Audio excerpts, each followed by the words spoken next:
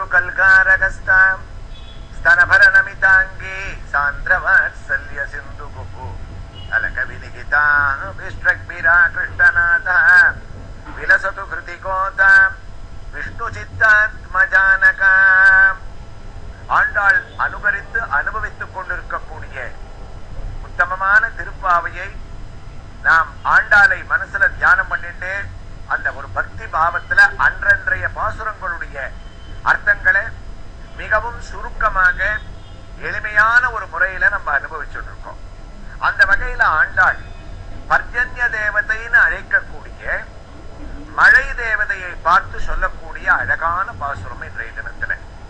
இந்த பாசுரத்தை இன்றும் பல இடங்கள்ல நம்முடைய பாரத தேசத்துல வறட்சியினால ஏதாவது ஒரு ஊர்ல மழை இல்லைன்னாலும் மழை இல்லாத இடங்கள்ல இந்த ஆழிமழை கண்ணான்ற பாசுரத்தை தினமுமே 3 முறை இதை அனுசந்தானம் பல பேர் உட்கார்ந்து ஒரு இடத்துல ஆண்டாள் நாச்சியார தியானம் பண்ணிட்டு சொன்னால் கோதை பிராட்டிக்காக கட்டுப்பட்டு பர்ஜன்ய தேவதை வந்து அந்த ஊர்ல மழையை பொழிவான் அப்படின்ற ஒரு நம்பிக்கையும், அதே போல ஆச்சரியப்படக்கூடிய அளவுக்கு ஆழிமழை கண்ணாவை அனுசந்தானம் பண்ணி மழையை அடைஞ்சு சுபிக்ஷம் அடைஞ்ச தேசங்களும் கிராமங்களும் இந்த திருப்பாவையில இந்த பாசுரத்துக்கு ஒரு பெருமையை சேர்ப்பதாக அமைந்ததுன்றது ஒரு பெரிய விஷயம்.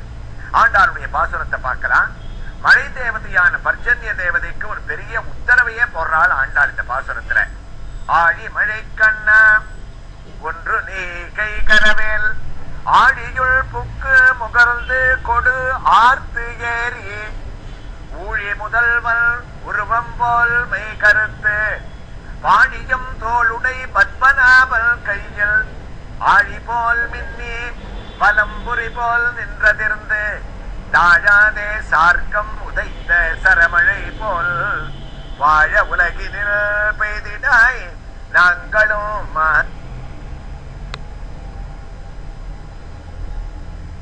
மகிழ்ந்தேலோரெம்பாவாய். ஆழிமழை கண்ணா ஆண்டாள் அதிதேவதை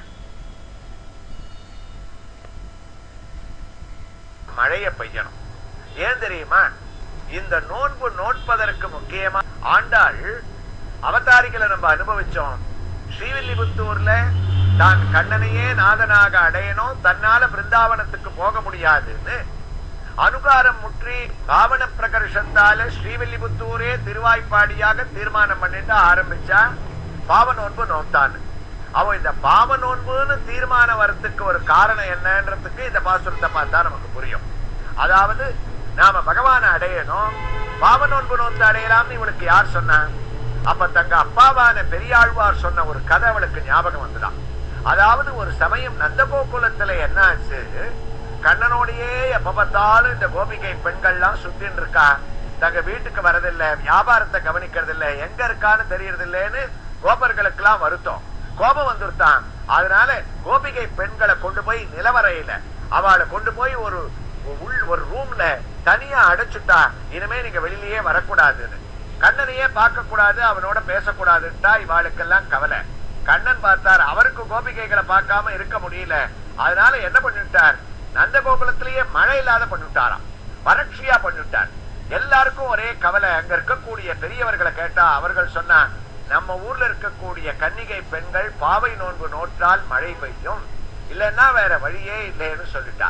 பாவ நோன்பு நோக்கிறதுல பத்திரம் இல்ல, அந்த நோன்புக்கு கடகனாக அதிகாரியாக கிருஷ்ணனை நியமிக்கணும்டா. எவனை விட்டு இருக்கணும்னு அடைச்சு வச்சாலோ அவனை நோக்கியே ஒரு நோன்பு அதிகாரியா வச்சுட்டு ஆரம்பிக்கணும்னு உடனே வேற வழி இல்ல நந்தகோபர்களுக்கு. கோபர் பெண்களை சிறைச்சாலையில இருந்து விடுவிச்சா, நிலவரையில இருந்து வெளியில அழிச்சுட்டு வந்தா, நோன்பு நோக்கணும், கண்ணனே அதிகாரி, அவரிடத்துல போங்க, பறை முதலிய வாத்தியங்கள்லாம் உங்களுக்கு கொடுப்பான், நோன்பு நோத்து மழை பெய்ய வைக்கணும்னு. அவர்களுக்கு எல்லாம் பெரிய சந்தோஷம். எவனை விட்டு பிரிஞ்சிருக்கணும், யாரோட சேரக்கூடாதுன்னு சொன்னாலோ அவனை வச்சுட்டே ஒரு நோன்பு நோக்க சொல்றாளேன்னு. கண்ணனிடத்துல போனா, நீதான் கோபிகை பெண்களுக்கு எல்லாம் தரணும், நோன்புக்கு கடகனாக இருக்கணும்னாலாம். அவனுக்கு ஒரு உள்ளுக்குள்ள இஷ்டம் தான், இருந்தாலும் வெளியில பேசச்சே அதெல்லாம் என்னால முடியாது, இன்னைக்கு கோபிகைகளோட போகணும்னு, நாளைக்கு வந்து தனியா இருக்கணும்னு, இதெல்லாம் என்னால முடியாது, வேற ஆளை பாத்துக்கோங்கன்னாராம். காலை பிடிக்காத ஒரு குறையா அவனை கெஞ்சி சம்மதிக்க நிக்க வச்சு, சரி உங்களுக்காக ஒத்துக்கிறேன், அவர்களை நோன்பு நோத்துட்டு வர சொல்லுங்க. அதை ஆண்டாள் கேள்விப்பட்டுத்தான் அன்னைக்கு கண்ணனை விட்டு பிரிஞ்சவா இந்த நோன்பு மூலமாகத்தான கண்ணனை அடைஞ்சான்னு இங்க நந்தகோகுலத்துல நம்ம அப்பா சொல்லி கதையை கேட்டோம். நாமும் ஒரு பாவை நோன்பு நோப்போம், அதுக்கு மழையை வரவழைப்போம், கோபர்கள்லாம் சந்தோஷப்பட்டு அங்க கண்ணனோட சேர்ந்தா மாதிரி நாமும் சேருவோம்ன்றதுனால தான் மழை பிராதான்யமாக இந்த பாட்டுக்கு அவ சொல்றாளாம். அப்ப அந்த மழை பெய்யணுமே, மழையை பார்த்து உத்தரவு போடுறாளாம். ஆழிமழை கண்ணா ஒன்று நீ கை கரவேல், எங்களுக்கு நீ பண்ண வேண்டியது என்ன தெரியுமா? ஆழிமழை கண்ணான்னா பர்ஜன்ய தேவதை. ஆழிமழைக்கு அண்ணான்னு கூட ஒரு வியாக்கியானம் இருக்கு. பர்ஜன்ய தேவதை உலகத்துல இருக்கக்கூடிய 33 கோடி தேவதைகளுக்கும் யார் உத்தம புருஷனான தலைவனாக இருக்கானோ அப்படிப்பட்ட கண்ணனையே கண்ணா அப்படின்னு கூப்பிட்டா மாதிரியும் வியாக்கியானம் இருக்கு. ஆனா இங்க பர்ஜன்ய தேவதையை கூப்பிடுவதாகவே நாம கொள்ளுவோம். அப்ப அந்த பர்ஜன்ய தேவதையான மழை தேவனை கூப்பிட்டு நீ என்ன தெரியுமா பண்ணணும்? ஒன்று நீ கை கரவேல், நீ மழைய பெய்யணும். மழைய பெய்யணும்ன்றதுக்கு உனக்கு நான் சொல்லி தர வேண்டியதுல மறந்து போயிட்டு போல இருக்கு. அதனாலதான் உனக்கு ரொம்ப நாளா எங்க ஊர்ல மழையே இல்லை, அதனால ஞாபகப்படுத்துறேன் கேட்டுக்கோ. ஆழியொரு புக்கு புகர்ந்து கொடு ஆர்த்து ஏரி ஊழி முதல்வன் உருவம் போல் மெய்கருத்து. அழகான தமிழ், ஆண்டாளுடைய தமிழ் இருக்க. நீ மழைய பெய்யணும்னா நேர மேகமா நீருண்ட மேகங்கள் தான் மழைய பெய்யும். அப்ப அந்த நீர் உண்ட மேகங்கள்னா அந்த நீரை எங்கேருந்து உள்ளணும், எந்த இடத்துல இருந்து எடுத்துக்கணும்? ஆழியுள் புக்கு. ஆழி ஆழின்னா கடல். அந்த சமுத்திரத்துக்குள்ள புகுந்து நல்ல அந்த மேகங்கள் இருக்க, அந்த மேகங்களான நீர் சமுதிரத்துல போய் புகுந்து அங்க இருக்கக்கூடிய குளிர்ந்த நீரை, அந்த உப்பு நீரை சமுத்திரராஜனுக்கே விட்டுட்டு நல்ல நீரை நீ முகந்துக்கணும். முகர்ந்து கொடு ஆர்த்து ஏறி, அப்படியே சிலுத்துண்டு இடிச்சுண்டு நீ வேகமா கிடுகிடுன்னு சமுத்திரத்தில இருந்து காலத்தை தாமதிக்காம நீருண்ட மேகமாக கருமையான மேகமாக நீ ஆகாசத்துக்கு வந்துடணும். ஆர்த்து ஏறி அப்புறம் என்ன பண்ணணும்? கருமையான மேகம் வரணும்னா நீ ஒரு காரியம் பண்ணணும். எந்த அளவுக்கு கருப்பா ஆகணும் தெரியுமா?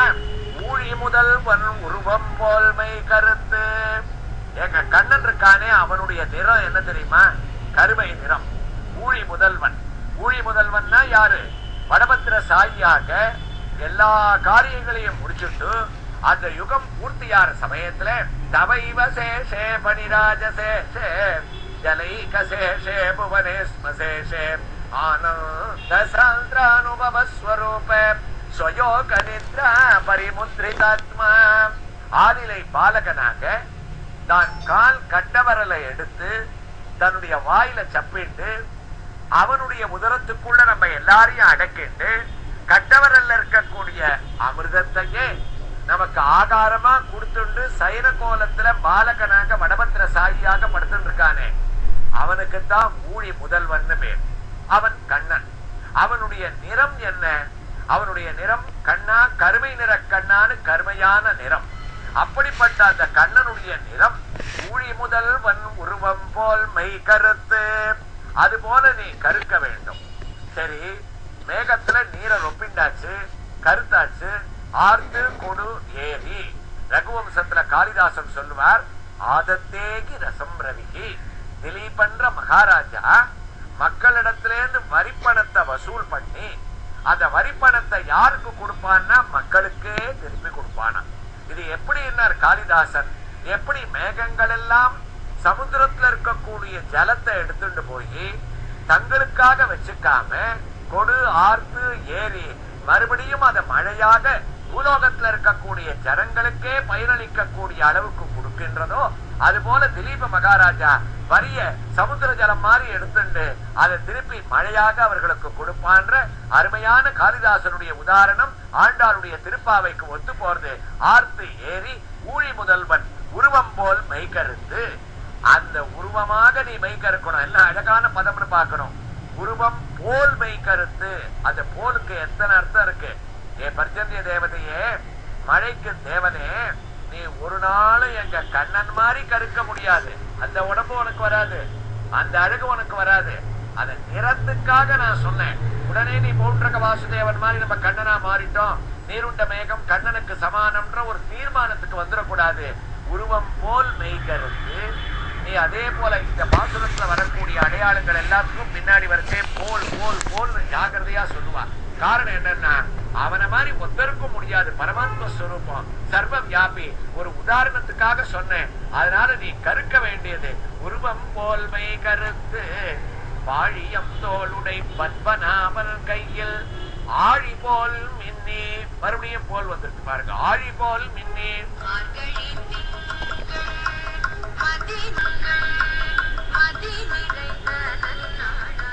கருத்தாச்சு.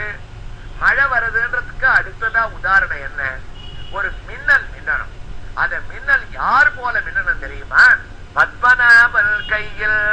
சயன கோலத்தோட எவன் பத்மநாபனாக இருக்கானோ, எவன் திருவனந்தபுரத்துல 3 வாசற்படிகளை வச்சுண்டு கடந்த காலம் நிகழ்காலம் எதிர்காலத்தை நமக்கு ஞாபகப்படுத்தின்னு இருக்கானோ, சர்வதேவதைகளும் பத்மநாபனான எந்த எம்பெருமானுடைய உதரத்தை சரணாகதியாக அடைகின்றார்களோ, எங்கிருந்து பிரம்மாவானவர் தோன்றி லோகத்தை எல்லாம் சிருஷ்டிச்சிருக்காரோ, அப்படிப்பட்ட அனந்தபுரத்து அதிபனான பத்மநாபன் போல நீ என்ன பண்ணணும்? அவனுடைய திருக்கையில இருக்கக்கூடிய ஆழி போல் மின்னி. சுதர்ஷ்டாழ்வானான சக்கரத்தாழ்வான் போல நீ மின்ன வேண்டும். அந்த மின்னல் அப்படி இருக்கணும், பளிச்சுன்னு இருக்கணும். அந்த மின்னலை பார்க்க செய்ய ஜெய ஜெயஸ்ரீ சுதர்சனா பிரதுமுகாலீட பந்துரா பிரதுமகாகேதி தந்துரா விகடமாயா பகிஷ்கிருதா விலிதமாலா பரிஷ்கிருதா பிரது மகாயந்திர யந்திரிதா நிர்தயாயந்திர யந்திரிதா ஜெய ஜெயஸ்ரீ சுதர்சனா ஜெய ஜெயஸ்ரீ சுதர்சனான்னு 4 பக்கமும் மின்னலை பார்த்தோம்னா எங்களுக்கு சுதர்ஷனாழ்வான சேவிக்கிற மாதிரி இருக்கணும். சுதர்ஷனாழ்வானாக உன்னால ஆக முடியாது. அதனால ஆழி போல் மின்னி. அடுத்ததா என்ன தெரியுமா பண்ணணும்? பலம்புரி போல் நின்றதிருந்து. ஒரு கையில இருக்கக்கூடிய சுதர்ஷனாழ்வான் மின்னல் மாறி வரணும். அடுத்தது மின்னல் வந்தாச்சுன்னா தொடர்ந்து என்ன வரும்? இடி வரும். இடி முழக்கமானது கேட்டுக்கொண்டே இருக்கும். அப்ப அந்த இடியானது எப்படி இருக்கணும் தெரியுமா? ஆழி போல் மின்னி பலம்புரி போல் நின்றதிருந்து. பகவான் பத்மநாபனுடைய இன்னொரு திருக்கையில என்ன இருக்கும்? மகாவிஷ்ணுவனுடைய அம்சம். நானு திருக்கண்டேன் பொன்மேனி கண்டேன் திகழ் மறுக்கன் அணிநிறமும் கண்டேன் முன்னாழி கண்டேன் புரிசங்கம் கை கண்டேன். மகாவிஷ்ணுன்னு அடையாளம் எப்படி? 4 கை இருக்கும். 4 கையில 2 திருக்கரங்கள்ல கண்டிப்பா திருத்தோள்ல சங்கு சக்கரம் இருக்கும். அவன் தான் மகாவிஷ்ணு இல்லையா? அப்ப மற்ற 2 திருக்கரங்கள் அபயகஸ்தமா இருக்கும், கடிகஸ்தமா இருக்கும், வரதகஸ்தமா இருக்கும். அதுல மாறுபாடுகள் இருக்கலாம். ஆனா திருத்தோள்ல இருக்கக்கூடிய 2 திருக்கைகள் இருக்க, அதுல சங்கு சக்கரம் இருக்கும். அதுல ஒரு திருக்கையில இருக்கக்கூடிய சுதர்ஷனாழ்வான் போல நீ பின்னியாச்சு. இடிக்க வேண்டியது அடுத்ததாக அந்த மற்றொரு திருக்கரத்துல இருக்கக்கூடிய சங்கு போல நீ இடிக்க வேண்டும். சங்கம் முழங்குற மாதிரி இருக்கணும். எப்படி? பகவான் பார்த்த சாரதியாக பகவத்கீதைய ஆரம்பிக்கிறதுக்கு முன்னாடி அந்த சங்கத்தை எடுத்து கற்பூரம் நாருமோ கமலப்பூ நாருமோ திருப்பவள செவ்வாய்தான் தித்தித்து இருக்குமோன்னு சங்கநாதத்தை உத்தமமாக பண்ணானோ, அதே போல நீ என்ன பண்ணணும்? ஆழி போல் மின்னி வலம்புரி போல் நின்றதிருந்து இடிச்சாச்சு. ஆக மேகமும் கருத்தாச்சு. கிருஷ்ணன் போல சுதர்ஷனாழ்வான் போல மின்னியாச்சு. சகஸ்ராதித்ய சங்காசம் சகஸ்ரவதனம் பிரபும் சகஸ்ரதோ சகஸ்ராரம் பிரபத்தியேகம் சுதர்சனம்னு நாங்க தரிசனம் பண்ணிட்டோம். பகவானுடைய பகவத்கீதையினுடைய பார்த்த சாரதியினுடைய சங்கநாதமும் எங்களுக்கு இடியா கேட்டாள். அடுத்தது மழைய கொட்ட வேண்டியதுதான் பாக்கி. ஏ ஆழிமழை கண்ணா, பர்ஜன்ய தேவதையே, நீ மழையை எப்படி தெரியுமா பெய்யணும்? தாழாதே சார்கமுதைத்த சரமழை போல். தாழாதே. தாழாதேன்னா என்ன அர்த்தம்? தங்காதே. மேகத்துல ஒரு பொட்டு ஜலத்தை கூட நீ வச்சுக்க கூடாது. உங்ககிட்ட தங்க வைக்கும்படியாக பண்ணக்கூடாது. நீ கொண்டு வந்து கொட்டணும். மேகத்திலேருந்து மழை அருவி மாதிரி கிளம்பணும். நேர பூமியில வந்து விழணும். பெய்யக்கூடாத இடங்கள்ல அனாவசியமாக காடுகள்லயும் மழையிலையும் நீ போய் பெஞ்சிட்டு இருக்க கூடாது. தங்காதே தாழாதே. மேலேந்து நேர நாங்க இருக்கக்கூடிய இந்த ஆயர்வாடிக்கு வந்து நீ பெய்யணும். அப்ப அங்கேந்து மழையினுடைய மேகத்திலேந்து கிளம்பக்கூடிய மழை நீர் இருக்க, அது எப்படி கிளம்பணும் தெரியுமா? தங்காம கிளம்பணும், வேகமா கிளம்பணும். வேகமா கிளம்பணும்னா யார் போல? அழகான ஒரு உதாரணத்தை சொன்ன, சார்கம் உதைத்த சரமழை போல். சார்கம் உதைத்த, அதாவது ஸ்ரீராம அவதாரத்தை ஞாபகப்படுத்துறாளாம். பகவானுடைய சங்கு சக்கரங்களை சொல்லியாச்சு. கண்ணனுடைய நிறத்தை சொல்லியாச்சு, கூடையே மழைய வரும்படியாக பிரார்த்தனை பண்ணியாச்சு. மழை பெய்யணும். பெய்யணும்ன்றது எந்த அளவுக்கு பெய்யணும் தெரியுமா? மேகமானது ராமன் போட்டு இருக்கக்கூடிய முதுகுல இருக்கிற அம்புரா தூணித்தான் மேகம். அதுல பானங்கள் சரங்கள் நிரம்பி இருக்கா மாதிரி உங்ககிட்ட மழை நீர் நிரம்பி இருக்கு. அப்ப பொழியணும்னு சொன்னா தாழாதே சார்கம் உதைத்த சரமழை போல் ராமனுடைய அம்புரா தூணிலேருந்து எதிரிகளை எழுப்பை அழிக்கக்கூடிய பானம் இருக்க எத்தனை வேகமாக கிளம்பும். சுவாமி தேசிகனுடைய பாசுரம் தான் நமக்கு ஞாபகத்துக்கு வருது. உத்தமம் அமர்த்தலம் அமைத்ததோர் எழில் தனுவின் உய்த்த கனகால் அத்திரவரக்கன் முடி பத்துமொரு கொத்தன உதிர்த்த திரளோன் அத்திரவரக்கன் முடி பத்துமொரு கொத்தன உதிர்த்த தரளோன் மொய்த்தக மைத்ததகில் வைத்த வினை வைத்ததுனுமத்தனிடமாமோ அத்திகிரி பத்தர் வினை தொத்தர மறுக்குமணி அத்திகிரியே. ராமனுடைய கிருஷ்ணாவதாரத்தையும் சேர்த்து அழகா சுவாமி தேசிகன் அனுபவிச்சாராம். அதாவது ராமனுடைய அம்புரா தூணிலேந்து கிளம்பக்கூடிய பானங்கள் இருக்கு. அந்த பானங்கள் எந்த அளவுக்கு வேகமா கிளம்பும்னா உத்தமமா மருத்தலம் அமைத்ததோர் எழில் தனுவின் உய்த்த கனகால் தாழாதே சார்கம் உதைத்த சரமழை போல். தாழாதேனா அந்த பானங்கள்லாம் தங்காதான். ஆண்டாள் சொன்னா ராமன் எதிர ராவணன் அப்படி யுத்தத்துக்கு வந்து நின்றானா. அப்படி நின்ற உடனே இத்தனை நாளா நாம என்ன நினைச்சுட்டு இருக்கோம்? ராமன் கையில எடுத்து பானத்தை பூட்டித்தான் ராவணனை அழிச்சான்னு நாம நினைச்சுட்டு இருக்கோம். ஆண்டாள் திருப்பாவையில சொன்னா அது தப்பான எண்ணம். ஒரு பானத்தை கூட எடுத்து ராமன் கையால வில்லுல பூட்டி ராவணன் பேர்ல பிரயோகம் பண்ணவே இல்லை. அவனை அழிக்கல. அப்ப எப்படி அவன் அழிஞ்சான்?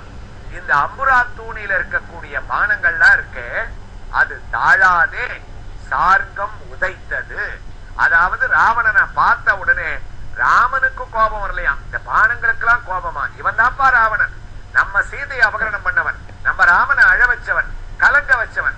அதனால ராமன் அவன் கையில பானத்தை எடுத்து விடுற வரைக்கும் நாம காத்துட்டு இருக்க கூடாது, நாமளே போய் அவனை அடிச்சு அழிச்சுடுவோம்னு தாழாதே சார்கம் உதைத்தது. அங்க இருக்கக்கூடிய பானங்கள் எல்லாம் சர்ரு சர்ருன்னு எப்படி தானே கிளம்பித்தோ அது போலயே பர்ஜன்ய தேவதையே நீ இன்னொருத்தர் சொல்லணும், அப்பதான் மழை பெய்யணும், நீ காத்துட்டு இருக்க கூடாது. சுய இச்சையாக ராமனுடைய அம்பரா தூணிலேருந்து அந்த பானங்கள் கிளம்பியது போல நீ அத்திரவ ரக்கன் முடி பத்தும் ஒரு கொத்தனவு தீர்த்த திரளும் அங்க போய் அது ராவணன் அழிச்சது. அதே போல நீ பெய்யணும். அதனாலதான் ராமராவணயோர் யுத்தம் ராவணயோர் இவான்னு வால்மீகி சொன்னார். ராமனுக்கும் ராவணனுக்கும் யுத்தம் நடந்தது. அது யாருக்கும் சண்டை நடந்தாம இருந்தது. நான் என்னால உதாரணம் சொல்ல முடியல. தாழாதே உதைத்த சர மழையாக அது இருந்தது. ராமனுக்கும் ராவணனுக்கும் சண்டை நடந்தா எப்படி இருக்குமோ அப்படித்தான் இருந்தது. பெரியவாச்சாம்பிள்ள சொன்னார், ராமனுடைய சண்டையில அவருடைய ஒரு வில்லு இருக்கு, அந்த வில்லுல ஒரு மணி கட்டியிருந்தாராம். அந்த மணி ஒரு தடவை அடிச்சதுன்னா எதிர ஒரு 16 ராட்சால் போயிட்டாள்னு ஒரு கணக்கு. ஆனா ராமராவண யுத்தத்துல ஒரு முகூர்த்த காலம் அந்த மணி விடாம அடிச்சுட்டே இருந்ததுன்னு சொன்னா அது எவ்வளவு பயங்கரமான யுத்தமாக இருந்திருக்கும். அந்த அளவுக்கு நீ வேகமா மட்டைய வைக்கும். இந்த சூழ்நிலையை சொன்ன உடனே ஆண்டாளுக்கு பயம் வந்துட்டான். ஓஹோ, ராமராவண யுத்தம் மாதிரி நீ மானத்தை பெய்யணும், அத்தனை கருமையா இங்க கொட்டணும்னா ராமராவண யுத்தத்துல அந்த சார்கம் உதைத்த சரமழைக்க அதனால யாருக்கும் ஏற்படல. ராட்சசர்கள்லாம் மாண்டு போனார்கள். ஒரு மணி அடிச்சதுக்கு 16 லட்சம் ராட்சாள் விழுந்தான்னா ஆண்டாளுக்கு பயம் வந்துட்டான். ஏ பர்ஜன்ய தேவதையே, நான் சொன்ன உதாரணத்தை வச்சுட்டு நீ ராமராவண யுத்தத்துல வந்த பானங்கள் மாதிரி எங்கெல்லாம் எதவிதமான செயலையும் பண்ண விடாம இழக்க வச்சுடாது. மழைன்றது பெய்ய வேண்டியது அளவோட பெய்யணும். மற்றவர்களுக்கு அது சுகம் தரக்கூடியதாக இருக்கணும், கஷ்டம் தரக்கூடியதாக இருக்கக்கூடாது. வரக்கூடிய வேகம்னா ராமபானமா இருக்கட்டும்.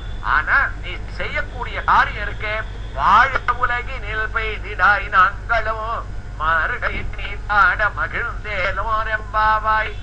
நீ பெய்யற ராமபானம்னா மழை நாங்க வாழறதுக்காக இருக்கணும். அதனால எங்களுக்கு உபயோகமாக இருக்கணும். பெய்யக்கூடாத இடத்துல பேர்ந்து தேங்கி நிக்கிறதும் எங்களுக்கு கஷ்டத்தை உண்டாக்கணும், இதெல்லாம் வேண்டாம். எங்களுக்கு பயிர் பச்சை செழிக்கணும், நாங்க வாழணும், நீர் கஷ்டம் இருக்கக்கூடாது. அப்படிப்பட்ட ஒரு மழையை பர்ஜன்ய தேவதையே நீ அழிக்க வேண்டும்னு ஆண்டாள் பிரார்த்தித்த இந்த உத்தமமான பாசுரத்தை அனுசந்தானம் செய்பவர்களும் கேட்பவர்களும் அவர்கள் இருக்கக்கூடிய இடத்துல தண்ணீர் கஷ்டத்தை அடைய மாட்டார்கள்ன்றது இந்த பாசுரத்துக்கு ஒரு பலனாக ஆண்டாள் நாச்சியார் விஞ்ஞாபனம் செய்வது. அடுத்த பாசுரத்தினுடைய அர்த்தத்தை நாளை தொடர்ந்து கேட்போம்.